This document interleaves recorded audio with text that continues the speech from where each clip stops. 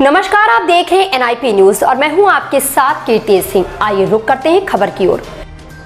भारतीय किसान यूनियन दद्दू गुट के प्रदेश अध्यक्ष अजय शुक्ला की अध्यक्षता में प्रदेश कार्यालय में संगठन की एक आवश्यक बैठक संपन्न हुई।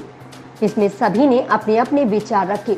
पार्टी के राष्ट्रीय अध्यक्ष गंगा प्रसाद त्रिवेदी उर्फ दद्दू ने संगठन की बैठक लेते हुए आवश्यक दिशा निर्देश दिए। पार्टी के राष्ट्रीय प्रवक्ता डॉक्टर राजेंद्र प्रसाद तिवारी ने संगठन के सभी पदाधिकारियों से संगठन को मजबूत करने एवं किसानों की छोटी से छोटी समस्याओं को अवगत कराने की बात कही। इस अवसर पर प्रदेश अध्यक्ष अजय शुक्ला ने संगठन को हर हाल में मजबूत करने का आश्वासन दिया। उन्होंने राष्ट्रीय अध्यक्ष को आश्वस्त किया कि पश्चिम की तरह अवध क्षेत्र में भी राष्ट्रीय किसान यूनियन किसानों की छोटी से छोटी समस्याओं को उठाकर उनके निदान का काम करेगी। संगठन के अन्य पदाधिकारियों ने अपने राष्ट्रीय अध्यक्ष व प्रदेश अध्यक्ष को आश्वस्त किया कि हर हाल में हमारा संगठन प्रदेश के अन्य संगठनों की तरह मजबूती से किसानों की लड़ाई लड़ेगा। इस अवसर पर गंगा प्रसाद त्रिवेदी उर्फ रजोल दद्दू, राष्ट्रीय अध्यक्ष डॉक्टर राजेंद्र तिवारी, राष्ट्रीय प्रवक्ता उमाकांत पांडे, प्रदेश अध्यक्ष अजय शुक्ला, रोशन लाल तिवारी, श्रीधर त्रिवेदी, वीरेंद्र कुमार, निर्मल रानू सिंह, ब्लॉक अध्यक्ष आदि सैकड़ों किसान मौजूद रहे। दूसरी बात यह है कि बहुत बड़ी जो समस्याएं हैं उनको अभी पटल में न शामिल करके अभी जो मूलभूत समस्याएं हैं उनको लेना चाहिए ताकि हम उस पर सक्सेस होकर आगे बढ़े की ओर बढ़े। तो ये बहुत जरूरी बात, एकदम से बड़ी चीज आपको दे दी गई, आप संभाल नहीं पाए, बिगड़ गया मामला।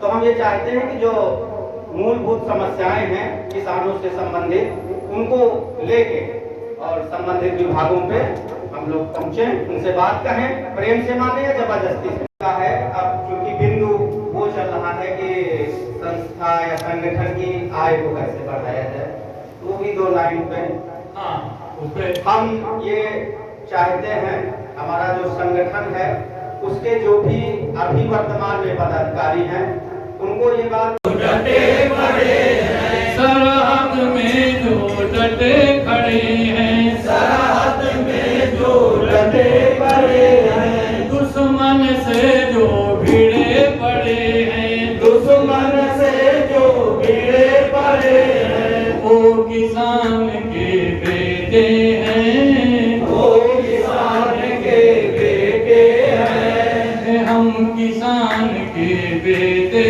हैं, हम किसान के बेटे हैं। छोड़ो अंधापन सरकारों, छोड़ो अंधापन सरकारों, कुर्सी में बैठे नौकर साओ, कुर्सी में बैठे नौकर साओ, अन्न किसान ही देते हैं, अन्न किसान ही देते हैं, हम किसान के बेटे हैं, हम किसान के बेटे हैं। दलहन तिलहन हम सब देते, दलहन तिलहन हम सब देते, हर विकास में भू हम देते, हर विकास में भू हम देते, धरा सहित धान्य से करते, धरा सहित धान्य से करते, हम किसान के बेटे हैं, हम किसान के बेटे हैं। 5 वर्ष में नेता आते, 5 वर्ष में नेता आते, सुंदर सुंदर स्वप्न दिखाते, सुंदर सुंदर स्वप्न दिखाते, वोट हमारा लेते हैं, वोट हमारा लेते हैं, हम किसान के बेटे हैं, हम किसान के बेटे हैं। हमने डॉक्टर दिए इंजीनियर, हमने डॉक्टर दिए इंजीनियर, लाल बहादुर से दिए सीनियर, लाल बहादुर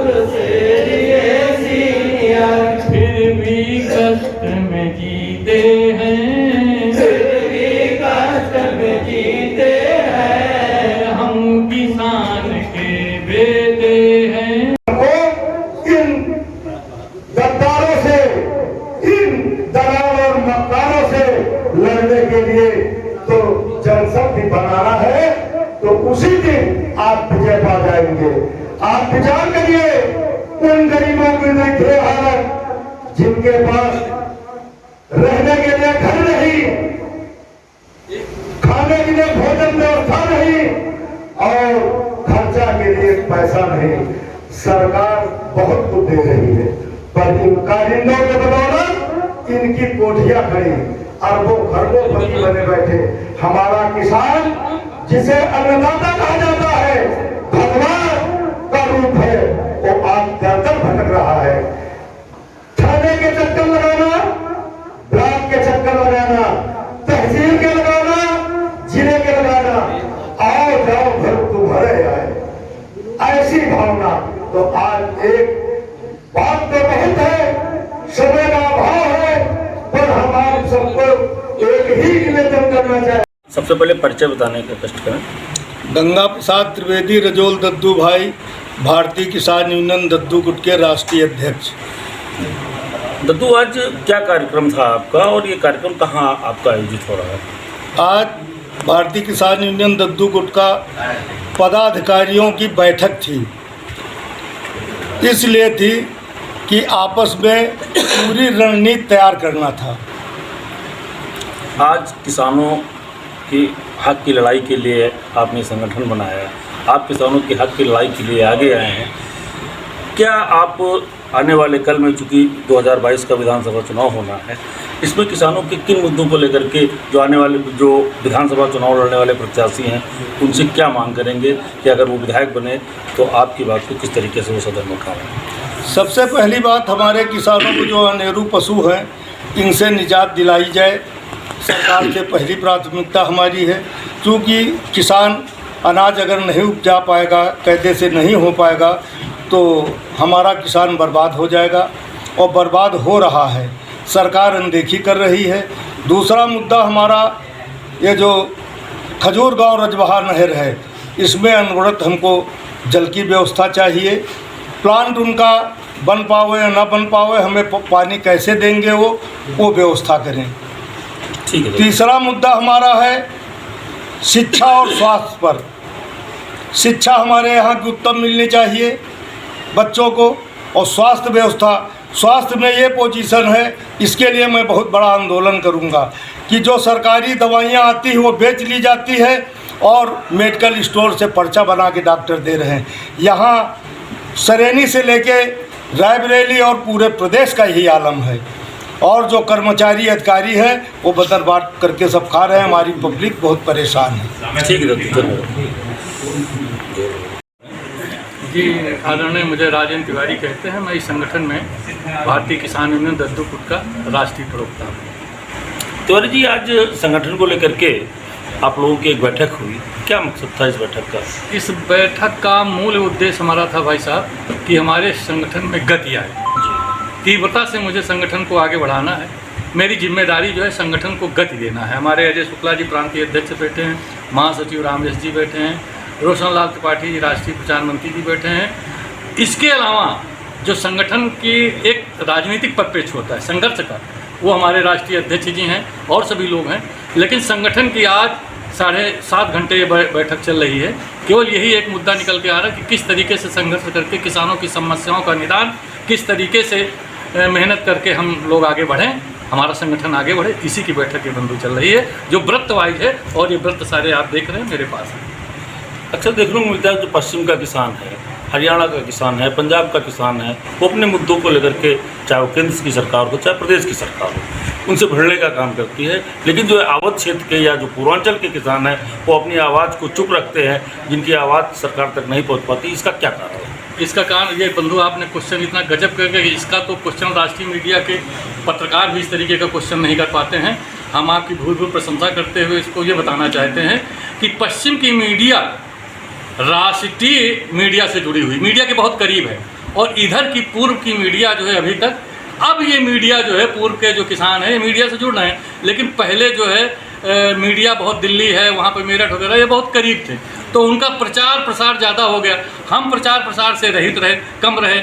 वहाँ के नेता भी किसान के एक से एक सशक्त लीडर हुए, चौधरी चरण सिंह हुए, महेंद्र सिंह टिकैत हुए, जितने भी केंद्रीय कृषि मंत्री हुए ज़्यादातर मेरठ पश्चिम भाग से ही हुए। तो हम लोग निर रहे, और कोई बात नहीं।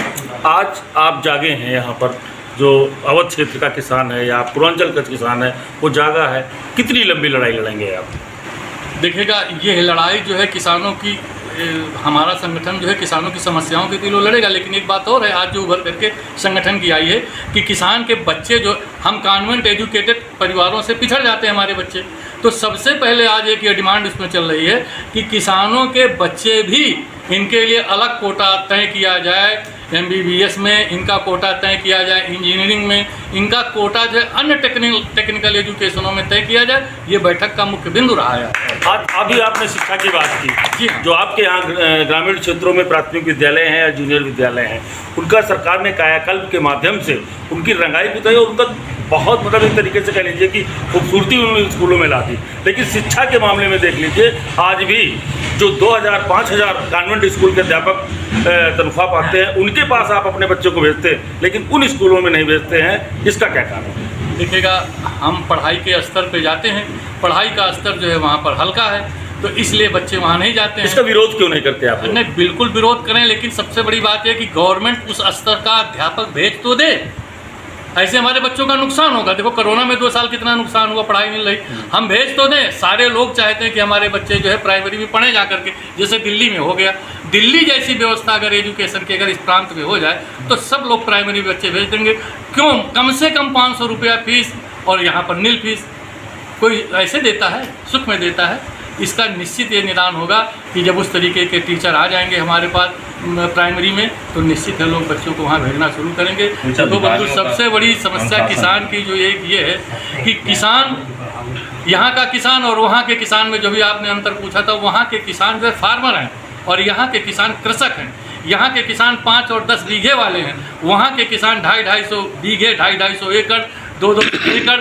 और कहने की बात नहीं, वहाँ की देखिए इसलिए संपन्नता है कि एक नहीं 10-10 नहरें पैरालल फुल चल रही हैं। हरिद्वार से ही सारा जल निकल जाता है।